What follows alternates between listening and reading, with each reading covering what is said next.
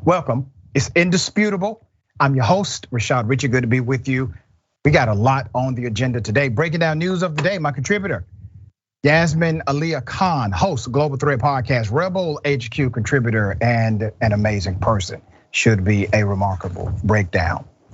Top story of the day, Denver police shot 6 bystanders and an innocent black man who was completely complying. When I tell you this looked more like an attempted murder than some normative police action, that's an understatement. Let me take you to the video. Here it is.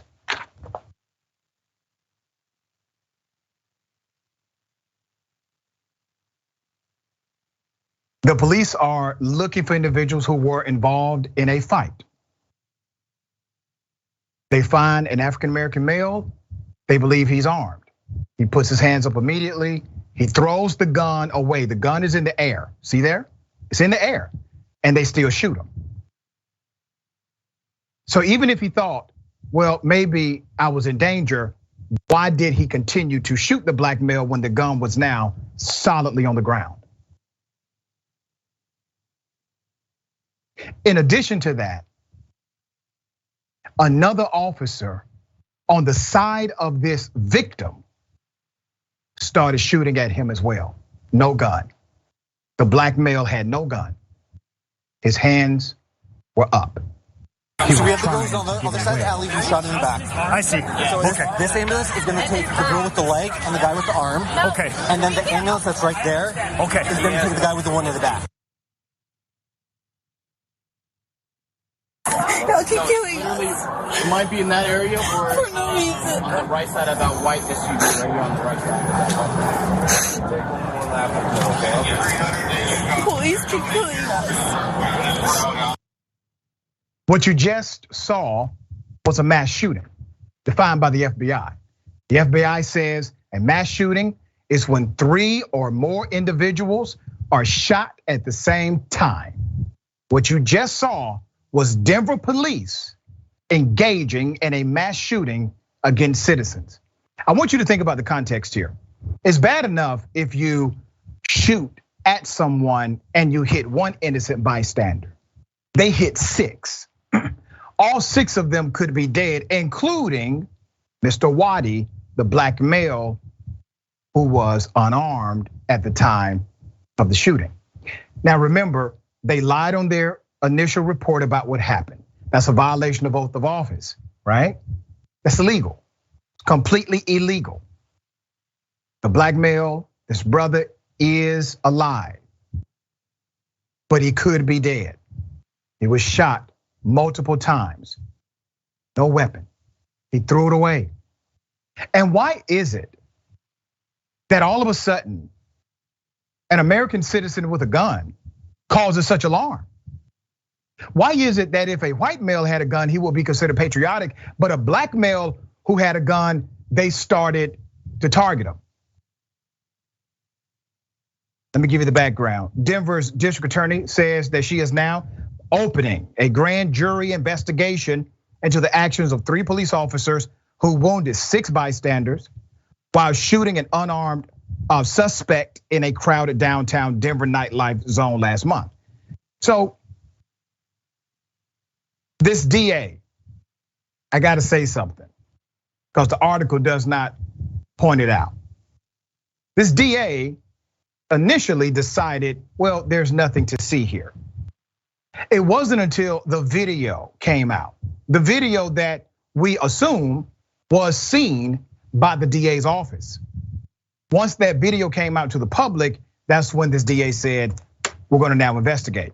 The officers had already been placed on administrative leave while pending a separate internal investigation into the shooting which took place on July 17th, which happened as dozens of patrons left bars that were closed for the night in the city's lower downtown neighborhood. Once again, the person this happened to is Mr. Jordan Waddy, okay? And as I said before, he's expected to survive. The public's interest in this particular shooting incident is understandably high, the DA said, Beth McCann, announcing the new investigation on Tuesday. For the community to trust in the outcome of this incident, it is important that independent members of the community review the facts, evidence, and law regarding whether these officers should be criminally charged. What? Excuse me? Who? Independent members of the community review the facts. Madam, that's why you were elected. You were elected to prosecute crime, not to hand it off to some committee to make a recommendation because you don't like the political entanglement. Be a leader, madam. You were willing to let these cops go with what looked to be attempted murder, definitely negligence, criminal negligence here. You were willing to let it go until it became public. Now, you don't want to simply make an example of these cops? Madam DA, let me say this to you. Somebody make sure she gets this segment when we post it. If, I don't know, let's say the Crips, the Piru Blood, would have engaged in activity like that, shooting individuals who are complying, shooting innocent bystanders, that's called a drive-by. You would have had a press conference that day, Madam DA. You would have said, we're gonna make an example of these thugs in our community. But when those thugs put on a uniform and a badge, all of a sudden, your leadership decreases.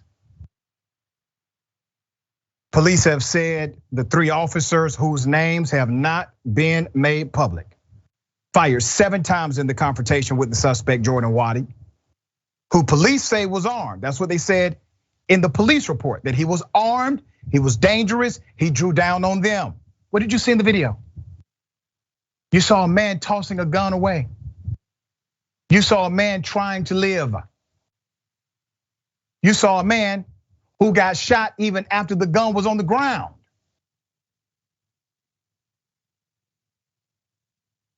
The gunfire erupted as a nearby group of partygoers left the bar gathered at a food truck. The officers were following Mr. Waddy, 21 years of age, after they saw him punch another man during a fight. Now, the witnesses say they were involved in mutual combat, all right?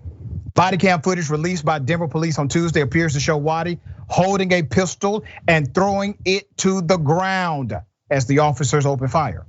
Police previously said Waddy was holding the firearm before the shooting. At least one officer shot at Waddy while facing a crowd of people gathered behind the suspect. The footage shows when the shots were fired, the crowd scattered.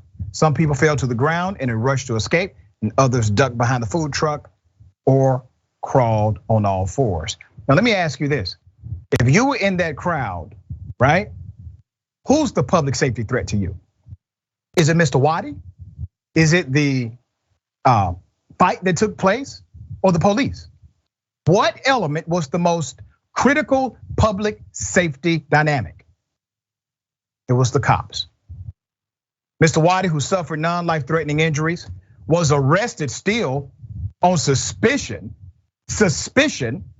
of felony menacing, suspicion, and possession of a handgun by a previous offender. Court records said he is represented by a lawyer from the public defender's office, which does not comment on cases. 6 bystanders were injured, and authorities have said all received hospital treatment for non-life-threatening injuries. The police are now engaging in mass shootings in the United States of America. I know no one died. Their lives have been turned upside down. They will have physical disabilities for the rest of their natural lives, but they all could be dead. Every single one of them. All right, Yasmin, thoughts on this case? Yeah, it's funny. I'm actually leaving to go to Denver as soon as I'm done with this show. I have my bag packed and I'm heading out that way just for the weekend. But what's interesting about this is what you said. It is confusing whenever you have cops who are shooting the people, and then we're also afraid of mass shooters, and the cops are supposed to protect us from those people. It's a bit of a conflict of interest, or at least it's very confusing to the public. And then we keep hearing, especially from the Back the Blue faction, that people should just comply with the cops' requests whenever they're dealing with the cops, whenever they're in a certain kind of situation. And now we even have like TikTok content creators who instruct people on how exactly to comply with the cops' requests in an effort to prevent misunderstandings, communication breakdowns, ultimately situations like the one that we just saw. But still, it shouldn't be so difficult for public servants, which is what cops are, to interact and engage with ordinary citizens. There has to be some sense of humanity when approaching these situations. It's people dealing with people, but the thing is, things get complicated when you introduce deadly force or interactions between people to these interactions. But that's what cops are supposed to be trained to do. They're supposed to be trained to deal with these situations in a way that de-escalates any potential danger rather than exacerbates it. But unfortunately, that's not what we're seeing. And this is really just kind of an egregious overstep of just the failure to do that. Yeah, these cops need to be arrested. They need to be charged with felonies. And we need to see the wheels of justice turn much quicker. I think it's interesting to note that none of these cops have even been held responsible for the lies they told on the police report. The video evidence clearly contradicts the police report, which now becomes another criminal charge.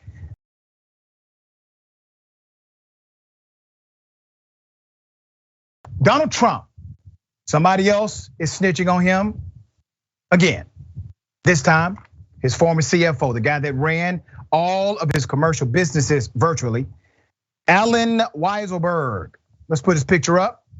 He is now testifying against Donald Trump's companies in a criminal investigation. He has pleaded guilty.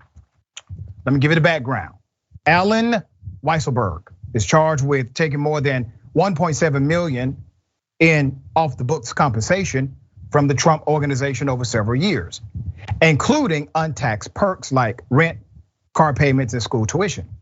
The plea deal would require Weisselberg to speak in court Thursday about the company's role in the alleged compensation arrangement and possibly serve as a witness when the Trump organization goes on trial in October on related charges, the people said. The two people were not authorized to speak publicly about the case, but did so on the condition of anonymity.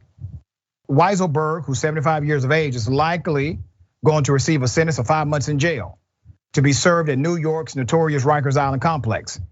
And he would or could be required to pay up about $2 million in restitution, including taxes, penalties, and interest. If that punishment holds, this former CFO would be eligible for release after about 100 days. Messages seeking comment were left with the Manhattan DA's office and lawyers for Weisselberg and the Trump organization. Weisselberg is the only person to face criminal charges so far in the Manhattan DA's long-running investigation of the company's business practices, seen as one of Trump's most loyal business associates. This former CFO was arrested July 2021. So let me give you some insight of what I believe Weisselberg is going to say. I think he's going to say, yes, I took the 1.7 million, but it was an actual arrangement with the company. This was to avoid taxation, etc. So he's likely going to make the case that his actions were in the context of a criminal conspiracy rather than him simply stealing money from one organization.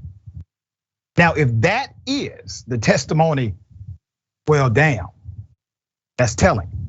Remember on day one, I said Donald Trump will be a defendant for the rest of his life. Some sort of defendant, no matter what, he will be sued every year. He will probably have more criminal indictments or criminal investigations that will lead to indictment. He's going to be a defendant forever, all right? This current DOJ investigation into his actions, big deal, massive.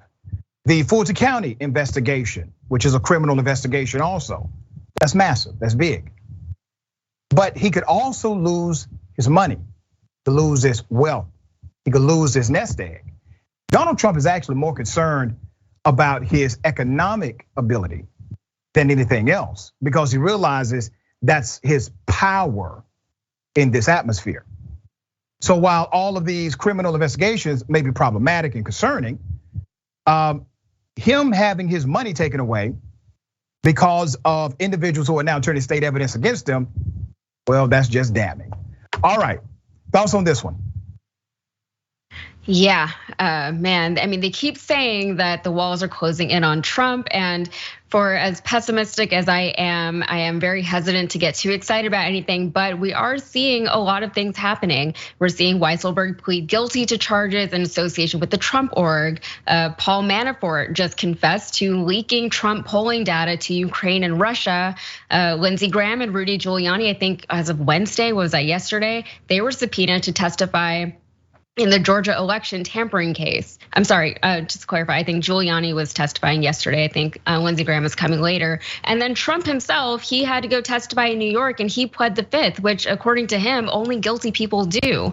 So the idea is that by targeting his inner circle, all these prosecutors and all these different cases and all these legal fronts that he's battling, if they target his inner circle, they'll eventually get closer to him. That seems to be a reasonable strategy and it seems to be working out. And now rumor has it that Trump is having a hard time finding legal representation. He's having a hard time putting together a legal team that actually wants to defend him because maybe at this point, maybe he's indefensible. And there's so much more than everything that I just mentioned or that you just mentioned. Yeah, it's like, drinking water from a fire hose, right? So much information.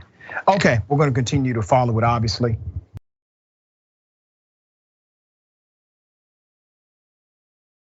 What if I told you, what if I said cops in Florida actually briefed individuals one day before the terrorist attack on January 6th, briefed them, told them what weapons to bring, were engaged in criminal conspiracy themselves?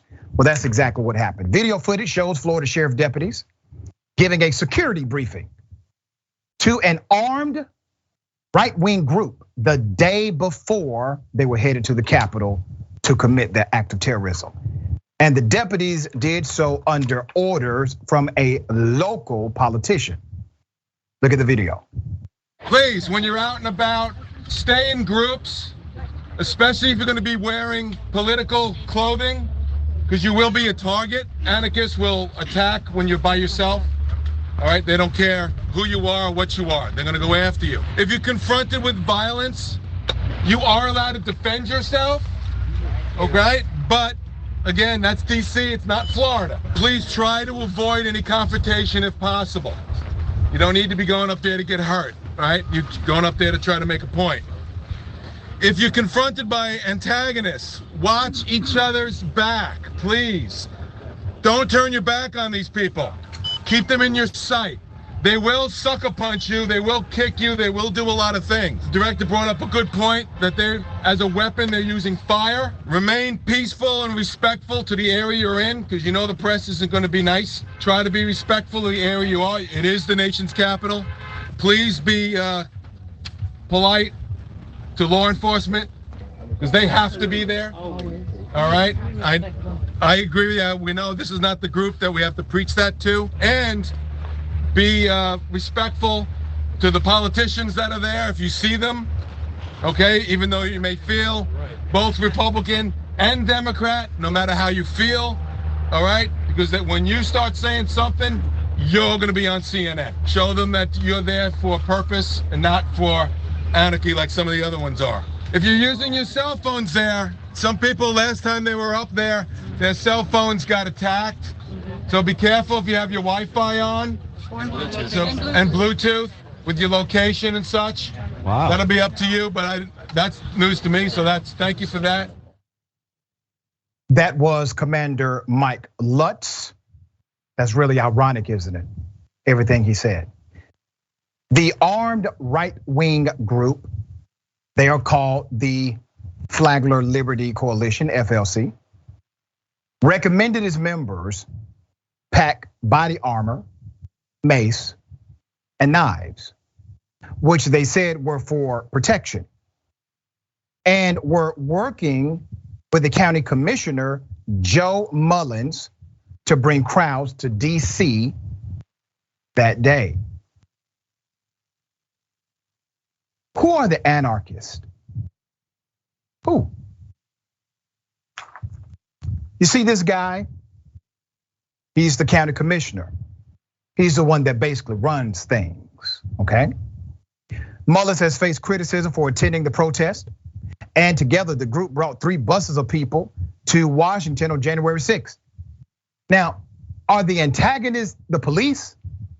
Because the individuals trying to stop their entry were officers who were trying to protect members of Congress and staff.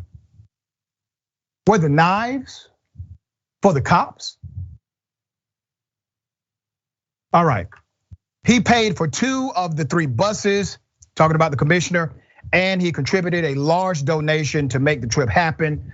So he's the money man behind it. The briefing occurred on January 5th, 2021, when Homeland Security Division of the county, Florida Sheriff's Office, met with the FLC and other pro-Trump protesters about to leave for Washington, D.C.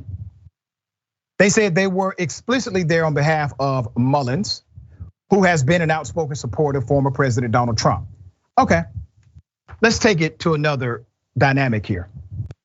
When have you known the police to train, brief protesters? When have you known the police to embrace protests? So much so that they are basically indistinguishable between the protesters and themselves. When have you ever known this to happen? I don't care what righteous cause we have fought for in America. We have fought for some righteous causes. The police, they have never done that. They have never helped us organize in order to defeat real evil in America. But all of a sudden, one privileged ass white man doesn't want to leave office after he lost. The police, they're friends of protesters now. They're training them, giving them advice, funding them. It's sickening. Is that a good use of the taxpayer dollar in that community?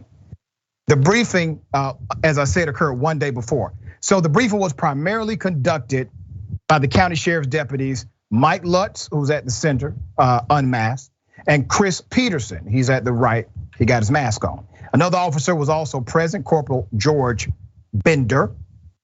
Throughout the briefing, Mullins stood next to the officers. Mullins is in the red hat. Go figure. It combined conspiracy theories, misinformation, as well as a request that all protesters, and I quote, tell the Donald the police said hello.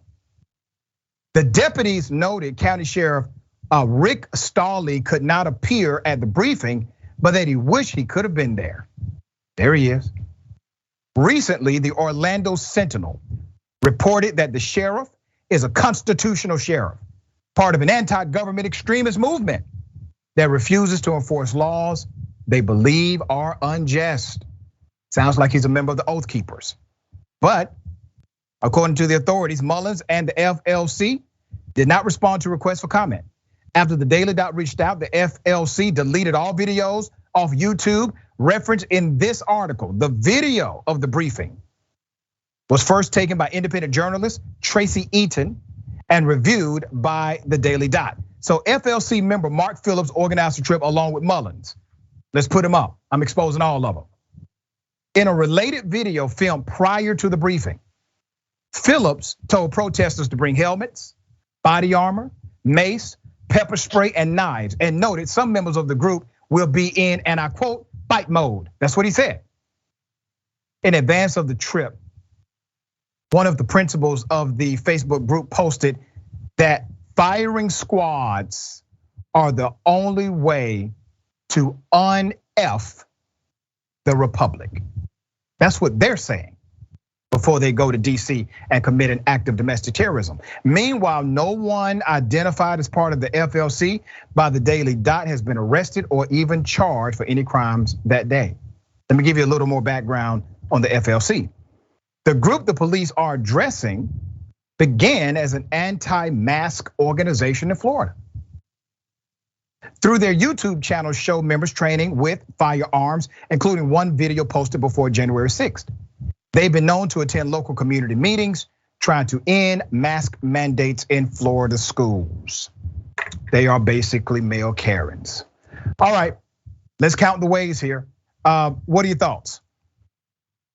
Yeah, well, you started off this whole segment talking about what would you do if I told you this happened, and I would believe it, which is really, really sad. It's what we all know, but now we're seeing it on video, and it's hard to deny at this point. We're not able to say publicly without facing accusations of being dramatic or blowing a situation out of proportion or reading too much into things. We can't say what's there in front of us. We can't say the things that we all know to be true without being accused of being dramatic. And we field all of those accusations until there's a video like this one that leaks or that we suddenly gain access to when we finally get to say, I told you so, once it's already too late. And people love to deny that these horrible things happen until they can no longer deny them because it's more comfortable to live in a space of denial. And unfortunately for the victims of groups like this, like the January 6th insurrectionists, those victims don't have the luxury of that space or of that comfortability. But bad cops and bad police departments being agents of chaos and racism and hate is really nothing new. It's been a constant theme in music, it's in pop culture, it's in movies. They work forces, they burn crosses, whatever it is. We know that in the past, there's been real systemic overlap between law enforcement agencies and groups like the KKK. And now the January 6th insurrectionists. And if they're not directly involved, they certainly don't do enough to curb the activities of these groups. And now we do have video evidence that they're actually enabling and helping them. And it will be interesting to see how people deny what is there in front of them. And you're so correct about the linkage to white supremacy, to the KKK, racism. We all agree that Dr. King fought for righteous things. Dr. King never got that kind of treatment from any police department in the United States of America. There are people fighting for righteous things today. They did not and will not receive that kind of treatment from members of law enforcement officially. That was an official rally. All right, we're gonna follow the story, see what happens. At this point, everybody knows who they are, all right? We got more on the other side. It's indisputable, stick and stay.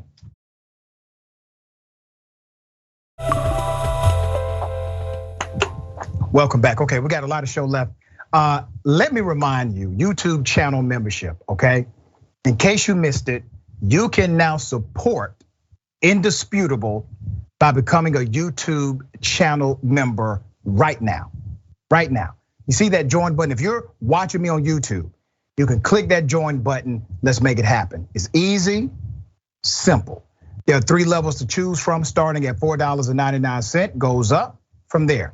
This includes access to fun emojis and, depending on your membership level, exclusive, indisputable content that I will be bringing you. We're excited to grow the membership on the YouTube page, build a community by becoming a member. You are helping support our show, the news we bring, and the change we are able to make. Thank you for watching. Thank you for your support.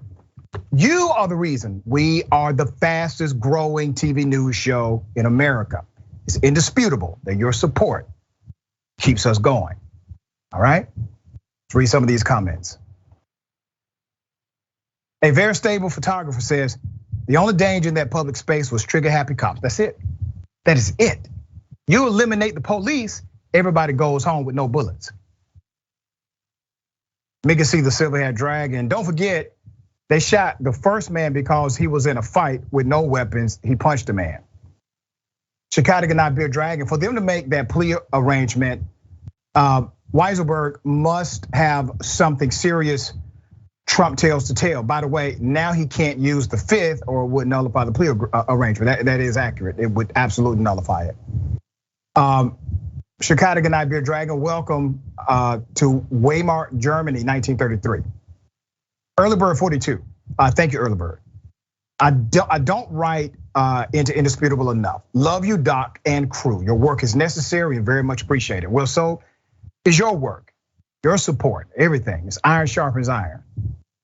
All right, C. Michael Henson, thank you, C. Michael. Yesterday, I had an online conversation with a Trump supporter. He asked me to list if I could anything Trump is guilty of. My response, an emoji laughing. There you go, exactly. I don't have time for this. Missy Gale forever, thank you so much for joining Indisputable. Okay, ladies and gentlemen, I wish a Karen would. You want to call the police on them for having a barbecue on a Sunday? I feel free! Back off! I'm going to tell them there's an African-American man threatening my life. Well, finally, we meet the end of the road. I've been looking forward to this all my life. So, Target, I'm not playing any more games. This is over. It's all over. This is over. It's over. It's over. It's over. It's over. It's over. It's over. It's over. Yay! It's over. Woo! Yay! So you know what? Get off my car. I don't want to get that here. Go. No, I'm not doing it. I'm not doing it. I'm not doing it. No, I'm not doing it. We don't want any of this anymore. This is over. No. No. Do why? Why? You let everybody else do it. Let everybody else do it. Why I can't do it? Because I'm a blonde white woman? Wearing a $40,000 Rolex? I don't have right to.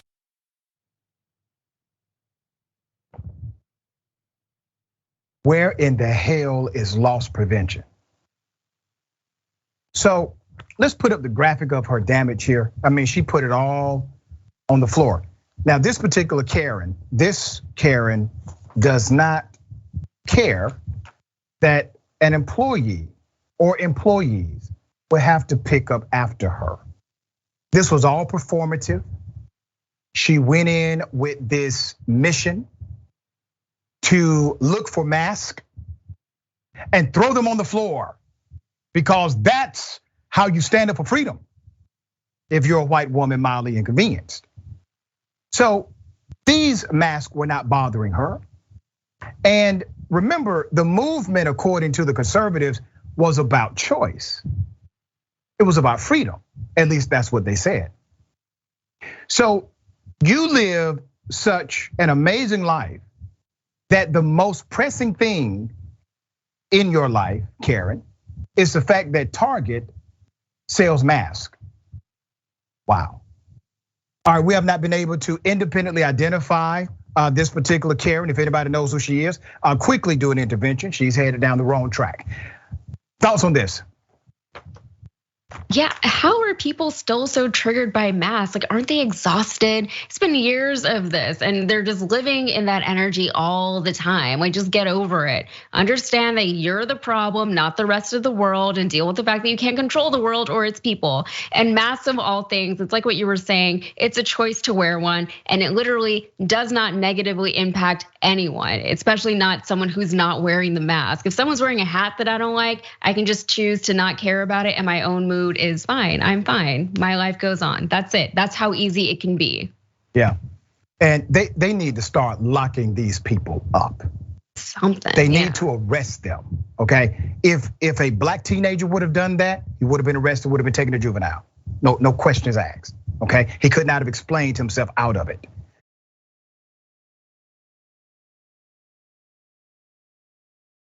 All right. Got something for you. Double dose. You want to call the police on them for having a barbecue on a Sunday. I feel free! Back off! I'm going to tell them there's an African-American man threatening my life. On my days off. Because I don't appreciate my dogs barking at these guys up on the roof. Okay. Well, would that be a problem? Well, it wouldn't, but today's our last day, so we won't be here anymore. Well, that's better than what that guy just said. But I mean, if I want He said 5 more to 10 more days. Well, if he's on the job, you better fire him right now. I don't think so. We're allowed to start as early as we like. Nope. Well, I believe we are. Oh, yeah, you are. We don't usually start before 7. You are, but I'm telling you, on my days off, if you keep it up, you're going to have keep what up? You're going to have some flat tires in the neighborhood. Keep what up, though? All we're doing is roofing. All we're doing is roofing, dear. Noise. I live in the other half of that. I understand. So my dogs are watchdogs. Yeah. Well, we never started till 8:30 this morning. Make it 9 tomorrow. Okay, you have a great day. If you don't. You're my tires? Yeah, I will.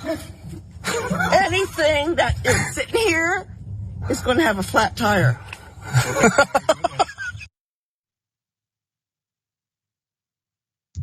Karenicity in this one runs deep. Karens are dangerous. Let's put up her picture. We have been able to identify this Karen.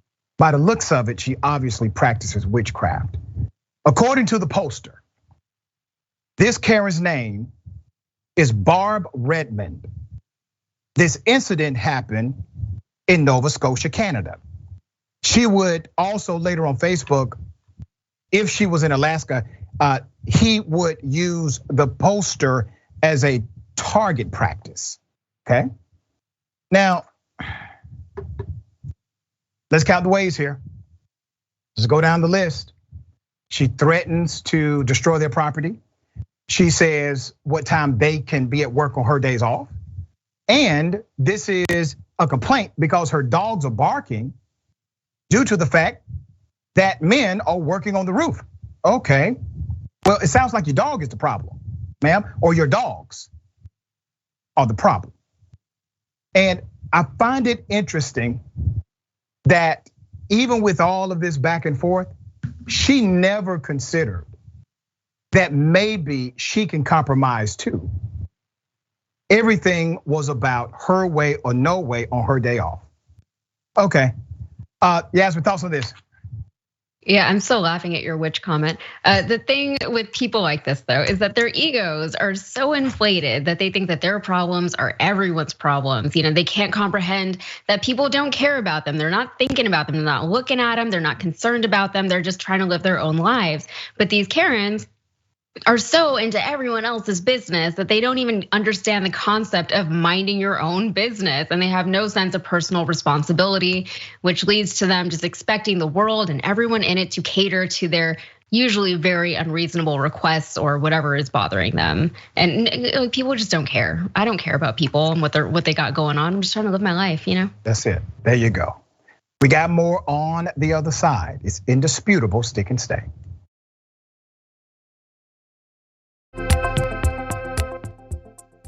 Welcome back. We got a lot of show left. Let me remind you of Unbossed with Nina Turner, our dear sister. So excited about this. Join Senator Nina Turner on her new daily live show, Unbossed, starting October 17th on TYT. She'll expose the corrupt forces that keep the power from the people and talk about what we can do to fix corruption. Tune in daily starting October 17th. Make sure to subscribe. Let's go ahead and get that done now. TYT.com/Unbossed. TYT. Press for time, but I will read a few comments. Thank you again, C. Michael. Karen, when your dog are barking, it is telling you stop being a Karen. Woof woof. Thank you, Sean Cherry. Welcome to Indisputable. My 2 cents. Welcome to Indisputable. Thank you so much for that. Twitch, Bomber Raider 12. I remember this Karen. She said she was brainwashed by Donald Trump. All right, really interesting. Okay. Remember the judges that literally took illegal payments to put children in jails? They got a kickback. Everybody they put in jail, every kid they put in jail, they got money for it. Well, those judges have now been ordered to pay more than $200 million. They're not going to pay a damn thing. I'm going to explain why. Let's put up the picture of these monsters. 2 former Pennsylvania judges who orchestrated a scheme to send children to for-profit jails in exchange for kickbacks were ordered to pay more than $200 million to hundreds of people they victimized. Mark Civarella and Michael Conahan shut down a country-run juvenile detention center and accepted $2.8 million in illegal payments from the builder and co-owner of 2 other for-profit lockups. Civarella, who presided over juvenile court, pushed a new policy, zero tolerance, that guaranteed large number of kids would be sent to Pennsylvania Child Care and its sister facility, West PA Child Care. So before I get to the next part of this story, what did these judges do? They created a policy for the front-leaning narrative. They said, okay, to justify the theft, corruption, and felonies that we're going to commit, we're simply going to say it's part of a new policy. called a zero tolerance policy. And they contextualized this policy in the dynamic of tough love. We got to teach them. Well, it had nothing to do with love at all, well, except for the love of money. Civarella ordered children as young as 8 years of age to detention, which was extremely abnormal for a judge to do so. But that judge is thinking about that money that 8-year-old will put in his pockets. Many of them were actually first-time offenders, deemed delinquent for petty theft, jaywalking, truancy, smoking on school grounds, and other minor infractions.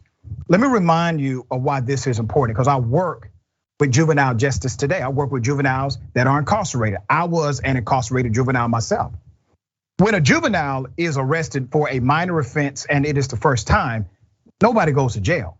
Nobody. You don't go to jail when you're a juvenile and you get a petty offense, okay? Doesn't happen. This judge made it happen 100% of the time, along with his co-conspirator.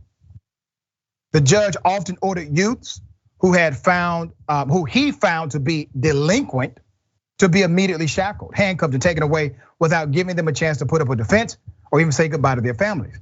Now, the reason why he classified them as delinquent is because it needed to say that on the paperwork to justify the order for juvenile. If they're not delinquent, everybody would say, well, Judge, why are you sending these non-delinquent kids here? And because most of them were in poverty poor, they did not get access to high quality representation. And the judge knew it. And he took advantage of their social status, their economic status, and their youth status in order to make money. That's what these judges did. The Pennsylvania Supreme Court threw out some 4,000 juvenile convictions. They threw out 4,000 juvenile convictions involving more than 2,300 kids after the scheme was uncovered. US District Judge Christopher Connor awarded 106 million in compensatory damages and 100 million in punitive damages to nearly 300 people in a long-running civil suit. That's not real money. When you look at all of the families that it has to go to, the suffering does not equate to the money they got, not even close. It's unlikely these individuals, the now adult victims, will even see a fraction of the eye-popping damages award. But a lawyer for the plaintiff said it's a recognition of the enormity of the disgraced judge's crimes. Another plaintiff's attorney, Sol Weiss, said he would begin a probe of the judge's assets, but did not think they had any money to pay a judgment. All right, Civarella is 72 years of age. He's already serving a 28-year prison sentence in Kentucky. His projected release date is 2035. He'll be dead long before then. Conahan, 70, was sentenced to more than 17 years. Now catch this. He was sentenced to 17 years in prison, but was released in 2020 on home confinement with 6 years left on his sentence because of the coronavirus pandemic. Some judge said, all right, we're gonna let him out, COVID-19. One of his buddies, naturally. All right, hell of a story, horrible, but I can't say these are the only judges doing some mess like this. They got caught. What are your thoughts, sis?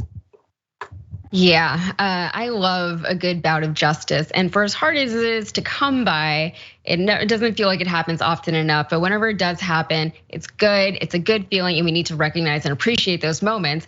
But the for-profit prison system is one of the most egregious examples of capitalistic corruption that I can think of in this country. And we see the negative effects that it has on society. This country has one of, if not the highest incarceration rates in the world. And that's not a good thing. It's not because we're so tough on crime, it's a problem. And then when you have the school to prison pipeline, when we talk about systemic discrimination and systemic poverty, this is what we're talking about. We're not helping people to better themselves in this country. We're not giving them the resources they need to get out of whatever holes they're already in. We're instead punishing them for years for things that they did as children. And we're saddling them with permanent criminal records, putting them at a disadvantage for the rest of their lives. That follows them for the rest of their lives. When we talk about societal issues being systemic, this is what we're talking about. And these kids, they need help, they need support. They don't need to be punished as a criminal for anything that they did when they were 8 years old. And they certainly don't need to be victimized by greedy cops and attorneys. Yeah. And it's really fascinating. You literally have a clear example of a for-profit company creating a corrupt policy through a sitting judge. A sitting judge created a corrupt policy because of an enticement from a for-profit company. That's why we say these kinds of connections are bad.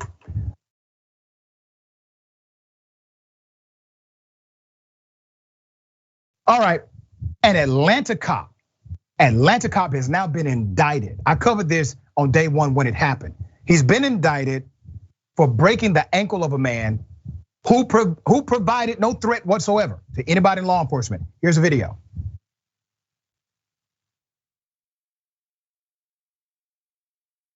Stop the car! Get out of the car, Atlanta Police! Get out of the car!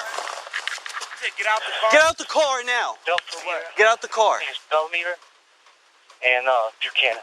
Let's go. For what? Get out of the car. Get out of the car. Let's move.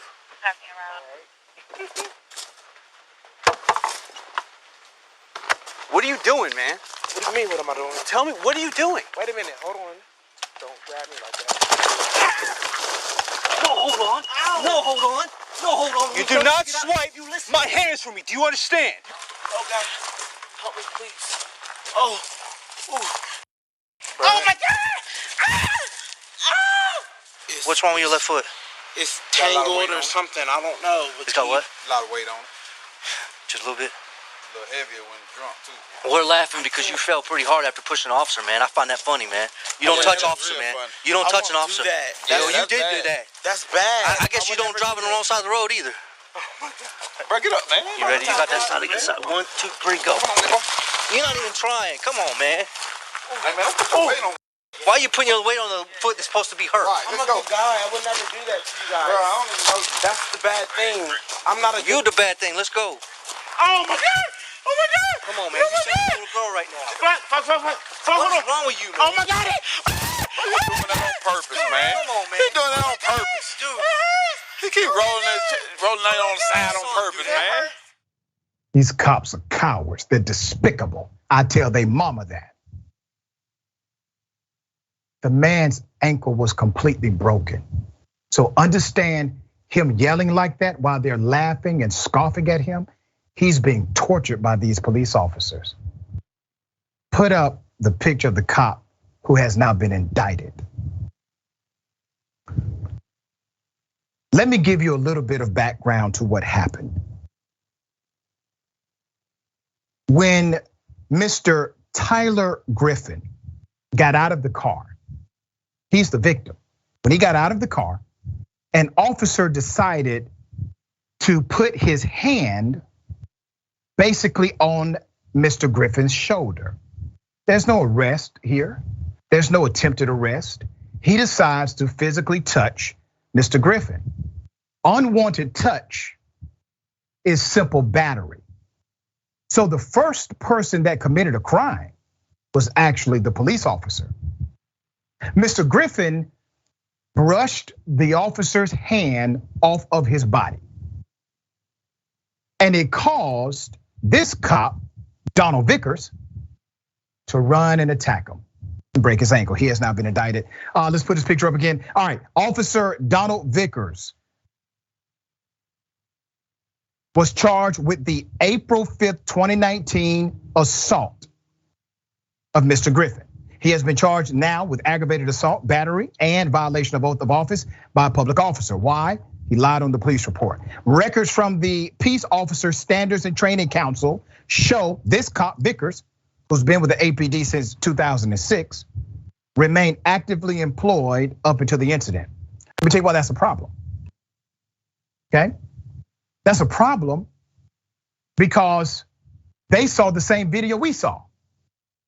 And he was actively employed with APD, Atlanta Police Department, until a grand jury in Fulton County decided to indict him. Isn't that ironic? It's fascinating to me that the police, who are supposed to be trained to enforce the law, which means they have to know what a crime looks like. It's amazing to me that all of a sudden, when somebody in a blue uniform does a crime, they don't know what a crime looks like anymore. Vickers is accused of using unnecessary force when he tackled Mr. Tyler Griffin during a traffic stop April 2019. As a result, Griffin's left ankle was completely broken. You see that? You see that? The newly released indictment states Griffin's ankle was deemed useless. The officer's body cam video of the incident shows Vickers and another officer approaching Griffin during the traffic stop. They suspected Griffin was drinking and driving at the same time. In the body cam video, you can hear the officers telling Griffin to get out of the car. He complied. He was seen briefly brushing an officer's hand away because that was unwanted touch. Vickers is seen running and tackling Griffin to the ground in response. Griffin then tries to stand up and walk, but is unable to do so. All of this is on the body cam. Let's put up the interim chief of police. His name is Darren Shearbaum.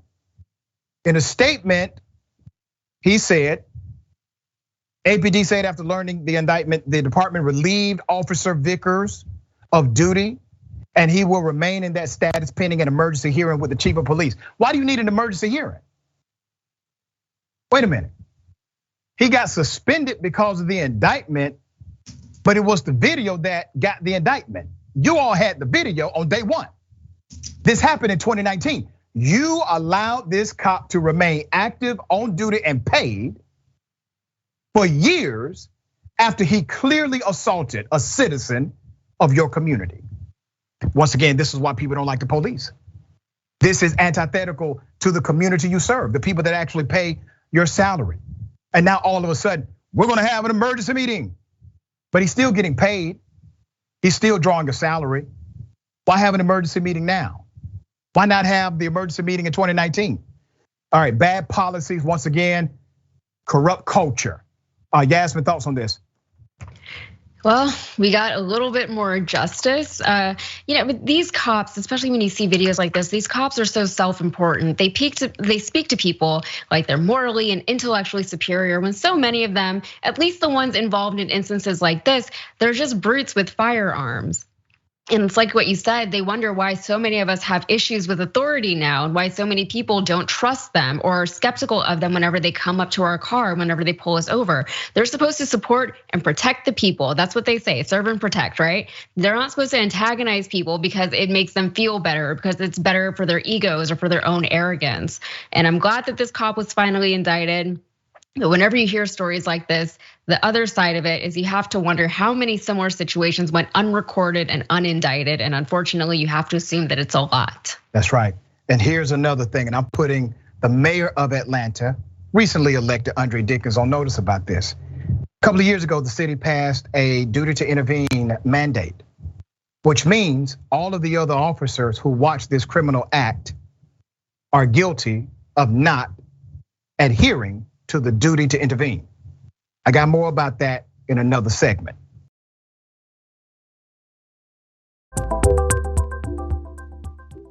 Welcome back, got a lot of show left. Let me read a couple of comments. Mika C, the silver-haired dragon. Why is the judge not in prison for life? He kidnapped over 2,000 children, he accepted bribes, that's right. And once again, those judges should be held to a higher standard of accountability. Trudy Lawrence, thank you so much, Trudy. Bankrupt them and put these judges under the jail. There you go. Katie, thank you, Katie. Welcome to Indisputable. Lloyd Murr, thank you, Lloyd. Welcome to Indisputable. Twitch, Fascist Killer says, I understand these guys be held accountable, but how about the owners of the prisons? That's correct. They were caught up in the scandal as well. All right. The GOP in Alabama, of all places, they put up a post of the KKK and said, oh, my bad. Here it is. Look at that. State Representative Anthony Daniels, who was a Democrat in Huntsville, shared a screenshot of the now removed Facebook post, saying the use of the image was disgusting. As you can see, it is encoded basically in the elephant. This was the Lawrence County Republican Party in the state of Alabama. So here's what they posted. They said, the Lawrence County Republican Party would like to thank Daniel Stover for his diligent work as chairman of our county party over the past several years. He has put countless hours into leading the local GOP to represent your conservative values. He has made the tough personal decision to remain in an active role with the party, but allow a new chair to be selected. Congratulations to the new chairman, Shannon Terry. And then they put up this picture that obviously has members of has an imagery of the KKK, right? So let me tell you what this is about.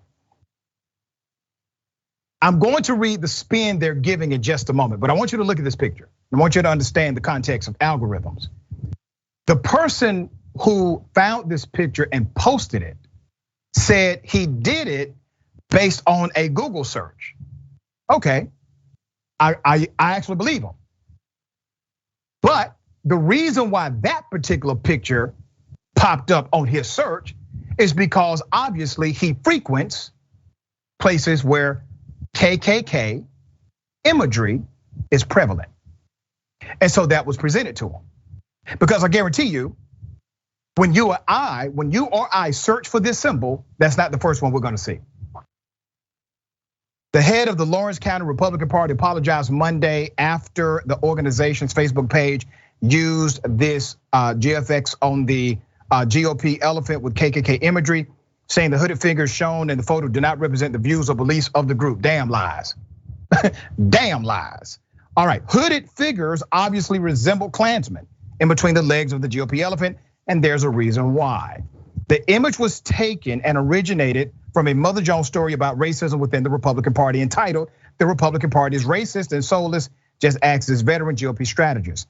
Shannon Terry, chairman of the Lawrenceville County GOP, said the image temporarily appeared on the organization's Facebook page Sunday night, suggesting that the KKK imagery was not immediately noticed by whoever posted it. Terry said he took full responsibility for the error. Let me say this outside of the context of their, mistake, as they're calling it. There's a reason why white supremacists universally support the Republican Party. There's a reason why white supremacists love them some Donald Trump.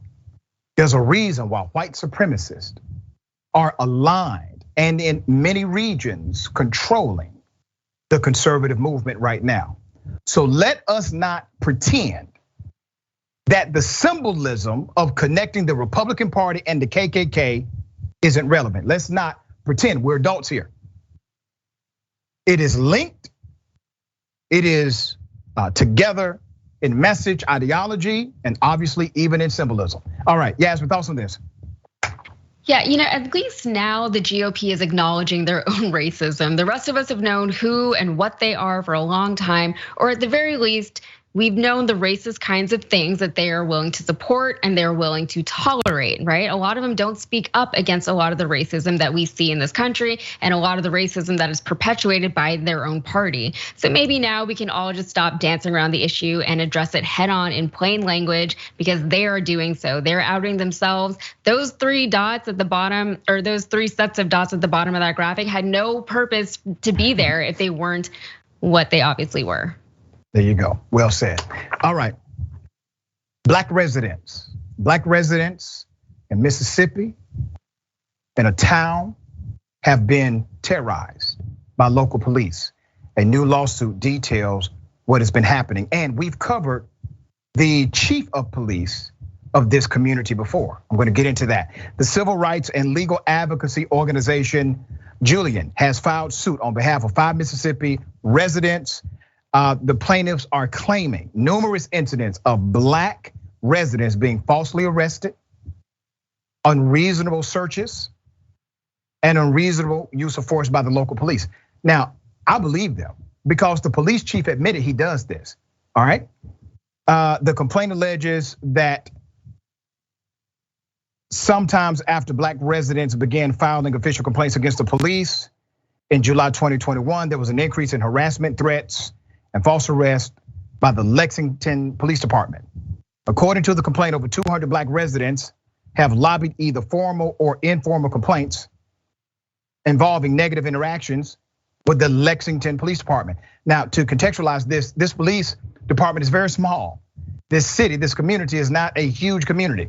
It further alleges violations of residents' First, Fourth, and 14th Amendment rights. The complaint outlines instances of roadblocks near black communities, black high school during school-held events, but no comparable treatment events in white neighborhoods or the white school. Several specific incidents of retaliatory arrest and detentions of multiple black residents are noted for the record. Former Chief Sam Dobbins, whom we heard boasting about killing 13 people while on duty, including a black person, said he shot that N-word 119 times. He was named in the complaint for a different incident. Now remember, this guy is talking to a black cop and saying, I shot that N-word, and he proceeds to tell you what he did. He also said he has covered up murders for other cops. He said all of this while being recorded. Here it is.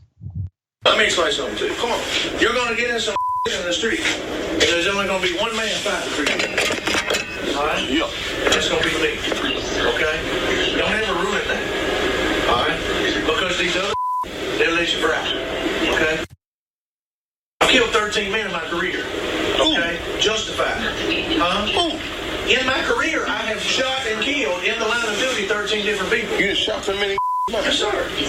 Yes, sir. Justified, bro. Okay. Ask around. Hey, they ain't gonna tell you no. I got a big corn shootout, man, a cornfield over there. Jimmy Dale Thomas, he worked it. Justified, bro. I shot that 119 times. Okay? I don't give a if you kill a with a cold blood. Do it, right? Do you hear what I'm saying? I will articulate to fix the problem. And I'm the only man in the business here that's smart enough to do it, I promise you. I don't talk for years. I don't talk. I ain't got nothing for you. Why isn't that police chief under criminal investigation? He has admitted to covering up murders. He has said he shot 13 people. We need to know who. He also said he shot that N-word 119 times, proving that he had bias in the assault against that individual. Where is the investigation? Community residents are saying this is normative behavior of that police department. Well, obviously it is. Look at the leadership. There's more.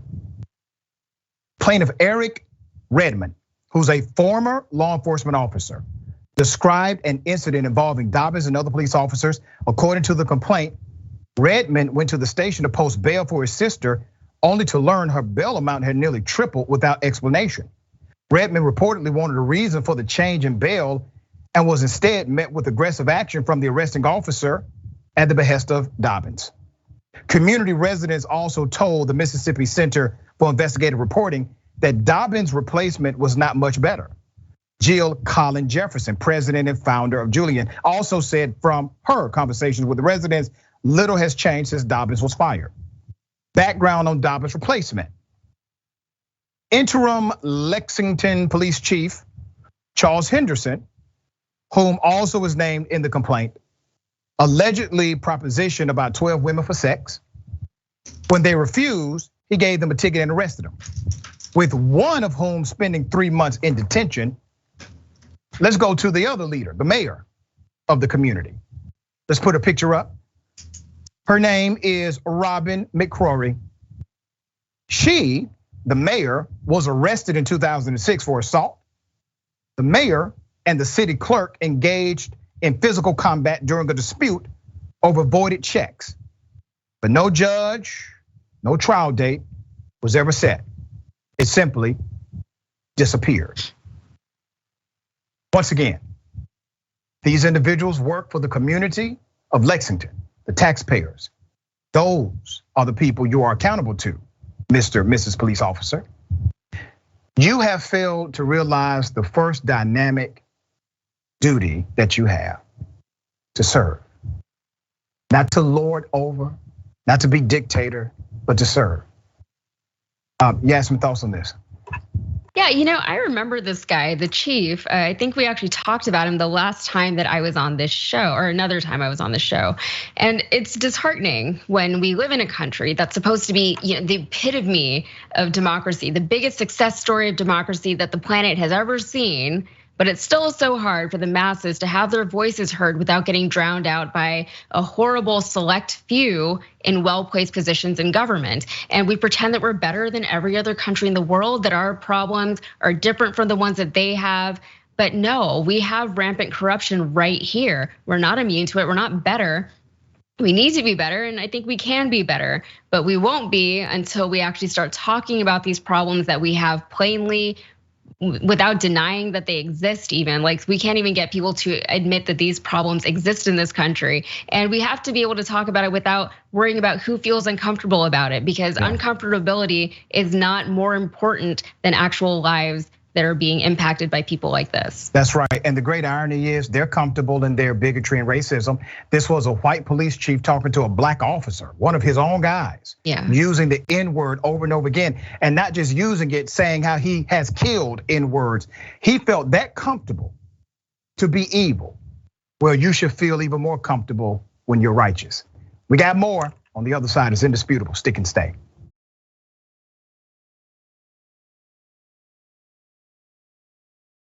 Okay, the plot thickens with Secret Service. According to new information, the Secret Service received threats against Nancy Pelosi, the speaker, and did nothing about it. Actually told about these threats after January 6th. According to Secret Service emails obtained by Crew, the Secret Service knew of a threat against Nancy Pelosi on January 6, days before, but did not pass it along until hours after the Capitol had been breached.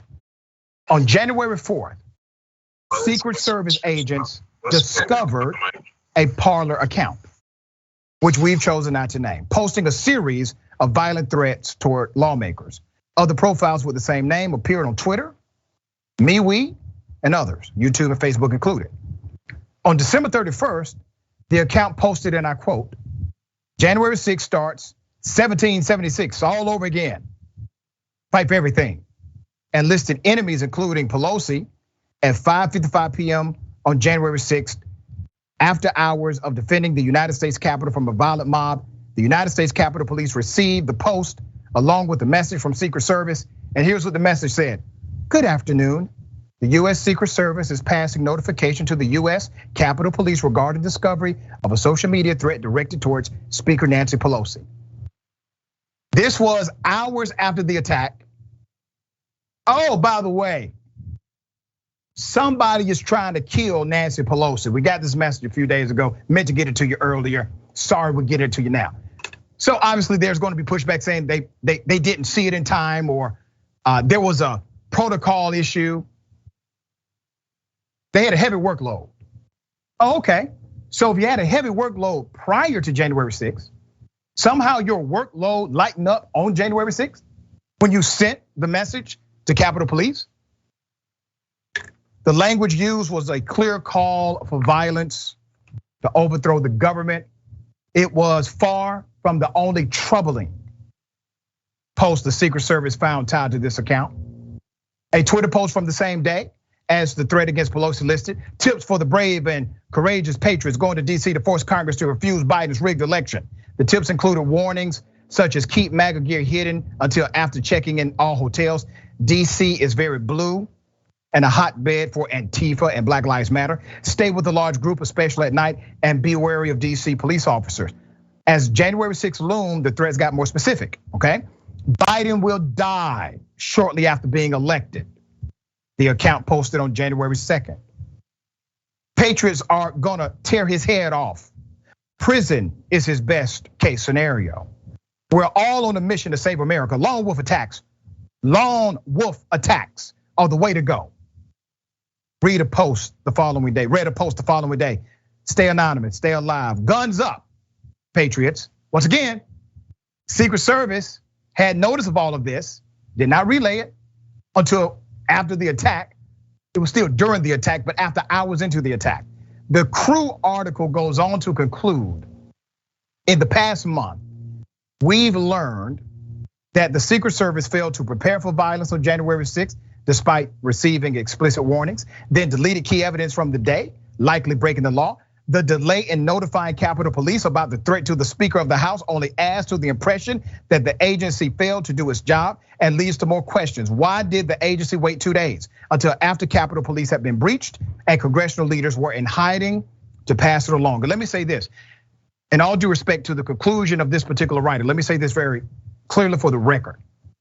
If the actions of the Secret Service were intentional when they deleted those text messages, why do you think these other actions are unintentional? All right, dear sister, what are your thoughts here? Yeah, this whole January 6th insurrection, I feel like there's so much that still needs to come out about about what happened that day. I think it's gonna be one of those things that people study and obsess over for years, if not decades to come, kind of like the JFK assassination. And who knows, we may never get to the bottom of everything that went down that day. We're never gonna know everything that happened. We're never gonna know who was involved, who was complicit, who was cooperative. But the more stories like this one break, it should help to at least build a bigger picture that there's a problem in this country. We have a really dangerous chasm that needs to be addressed. We have a lot of damage we have to heal, and I don't know how that's gonna happen apart from like time just eventually separating people from their delusions. And in the meantime, people like the ones who attack the Capitol are dangerous and threatening, and they need to be treated as such and dealt with accordingly. Well said. All right, a pastor, a man of God, he was mad at his congregation for not buying him a Movado watch. Here it is. See, that's how I know you still poor, broke, busted, and disgusted, because of how you've been honoring me.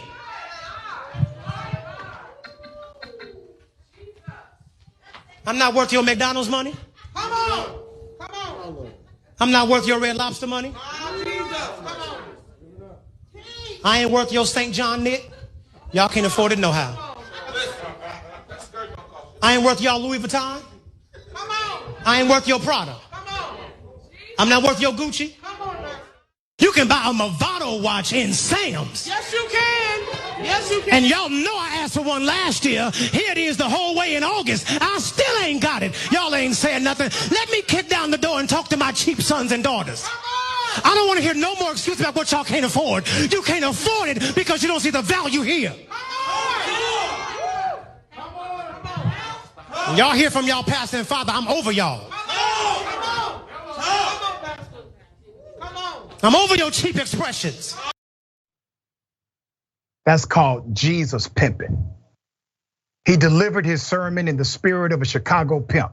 All he cares about is the money that he can get from the congregants who are looking to him for leadership. Pastor, what you did was disgusting. I will not allow charlatans like you to define my faith. I hope your congregation realizes the man you really are now. The individual who spoke on that stage was adversarial to progress, growth, and spirituality. His name is Pastor, let's put his picture up, Pastor Carlton Funderburk of the Church at the Well in Kansas City, who reaction to the negative press has now issued an apology video. All right, so he apologized. I'm not gonna play his apology video. You can look it up when you get a chance.